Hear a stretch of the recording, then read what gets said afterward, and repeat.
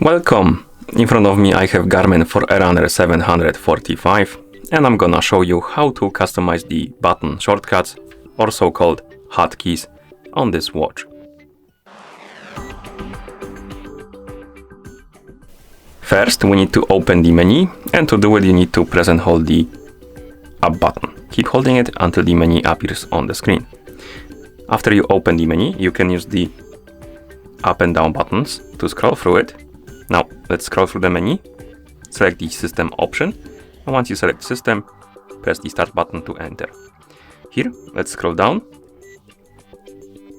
select the hotkey option, and then press the start button. And right here we have the list of hotkeys. As you can see, we have hold start, hold back, start plus down, start plus up, back plus light, back plus up.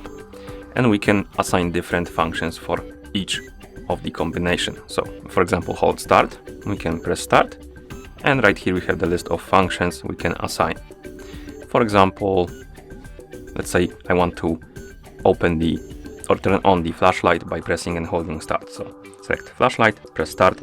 As you can see now it says hold start as flashlight, and if we press and hold the start button it will turn on the flashlight, and if you press and hold it again it should turn it off. No, you need to press the back button. Okay. Now, let's scroll down, select something else, maybe start plus down button, press start to confirm, and let's assign some different function.